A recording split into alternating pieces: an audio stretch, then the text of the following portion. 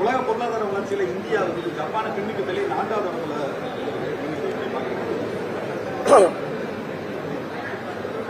அதனாலதான் 24ல் நாங்க மோடி அவர்கள் பிரதமராக வேண்டும் என்கிற ஒரே நோக்கத்தோடு எந்த ஒரு நிபந்தனையற்ற ஆதரவையும் நாங்கள் கொடுத்து தேசிய ஜனநாயக கூட்டணியில சேர்ந்தோம். காரணம், 3வது முறையாக மோடி அவர்கள் பிரதமராக வருகின்ற பொழுதுதான் இந்தியா உலக நாடுகளிலே ஒரு வல்லரசு நாடாக உயர்வதற்கான வாய்ப்பு இருக்கிறது என்கிற ஒரே காரணம் தான். இது அரசியல் காரணங்களை எல்லாம் தாண்டி நாட்டின் வளர்ச்சி, நாட்டின் பாதுகாப்பை மனதிலே கொண்டு நான் பலமுறை சொல்லியிருக்கேன். அந்த கூட்டணிக்கு சென்றோம். இன்றைக்கு நாங்கள் மோடி அவர்கள் மீதோ பாஜக மீதோ எங்களுக்கும் அவர்களுக்கும் எந்தவித கசப்புணர்வும் இல்லை. இடையில் ஏப்ரல் 11 வந்த பழனிசாமி அண்ணனின் நடவடிக்கைகள், அவரது அகங்காரமான பேச்சுக்கள், ஆணவத்தனமான நடவடிக்கைகள், எங்கள் தொண்டர்கள் எல்லோரும் நான் கூட சற்று பொறுமையாக இருந்து முடிவெடுப்போம், சில மாற்றங்கள் வரும் என்று எங்களிடம் முக்கிய தலைவர்கள் சொன்னதால் அதற்காக காத்திருந்தேன்.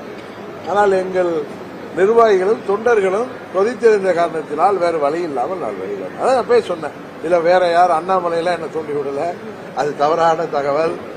நாங்கள் சுயமாக சிந்தித்து எங்கள் தொண்டர்கள் நிர்வாகிகளின் கோரிக்கையை ஏற்று வெளியேறும்.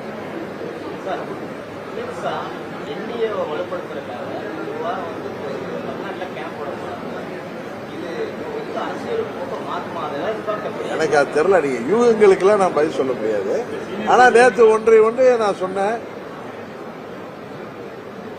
ஒரு கட்சிக்குள் பிளவு, கருத்து வேறுபாடுகள் இருக்கும்போது அந்த கட்சியுடைய கூட்டணி கட்சிய அதில் மத்தியஸ்தர்களாக இருந்து அதில் உள்ள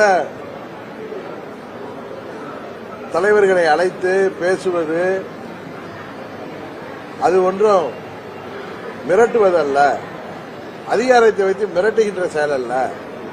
ஒரு மத்தியஸ்தராக ஒரு கூட்டணி கட்சி தான் செய்ய முடியும். ஒரே கட்சியில் பிளவு ஏற்படுகின்ற பொழுது அவர்களுக்குள் அது பேசி தீர்ப்பதற்கு வாய்ப்பே இல்லை. தெரியும், ஒரு குடும்பத்தில் சண்டை வந்து பங்காளி சண்டை வந்து பிரிஞ்சிருந்தா இன்னொரு முக்கியஸ்தர்களோ இன்று வேண்டியவர்களோ இல்ல உறவினர்களோ வந்துதான் அதை பேசி சரி செய்வார்கள். அதுபோல பாஜக என்டிஏ கூட்டணியில் தான் நாங்களும் இருந்தோம். என்டிஏ கூட்டணியில தான் அதிமுகவை இருந்து வெளியேறி திரும்ப வந்திருக்காங்க.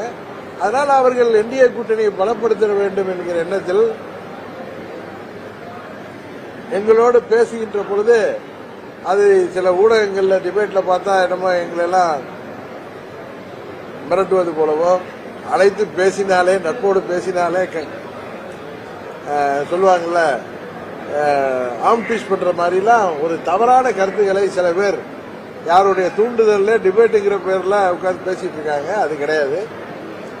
அவர்கள் கூட்டணியை பலப்படுத்த மாண்புமிகு அமித்ஷா அவர்கள் 21 தேர்தலிலே முயற்சி செய்தார், 24லும் அவர் முயற்சி செய்தார், இப்ப 26க்கும் அவர் முயற்சி செய்து கொண்டிருக்கிறார் தான் நான் சொல்றேன். அதனால பாஜகவை சேர்ந்தவர்கள் அந்த முயற்சி செய்வது ஒன்றும் தவறான ஒரு அணுகுமுறை அல்ல என்பதுதான் எனக்கு கருத்து.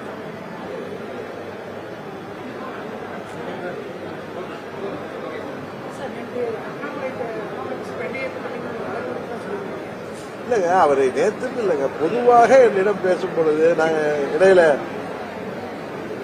தொலைபேசியில பேசுகிறப்பெல்லாம் அவர் என்னை வந்து நீங்க மீண்டும் இந்திய கூட்டணிக்கு வர வேண்டும் என்று ஒரு நண்பராக என்னை அவர் தொலைபேசியில் பேசும்போதெல்லாம் அழைப்பார். ஆனா அவர் போய் என்னை துண்டி விட்டு வெளியேற்றினார்னு வெளியேறுவதற்கு காரணமாக இருந்துச்சுன்னு ஒரு தவறான ஒரு கருத்தை ஊடகத்தில் விதைக்காதீங்க. அது பல வருத்தங்களையும் பல பேருக்கு தர்ம சங்கடத்தையும் உருவாக்குகிறது சொன்னார். எங்கள் நட்பை தொடர்வதில் கூட, அரசியலெல்லாம் தாண்டி ஒரு நல்ல நண்பர்களாக பழகுவதில் கூட அது தேவையற்ற கேசியங்களை உருவாக்குகிறது என்று சொன்னார். இன்னும் முடிவு பண்ணல. சரி, உங்களுக்கு எல்லாத்தையும் கிளியர் பண்ணிருக்கேன்னு நினைக்கிறேன். ஒன்னும் டவுட் இல்லைல்ல?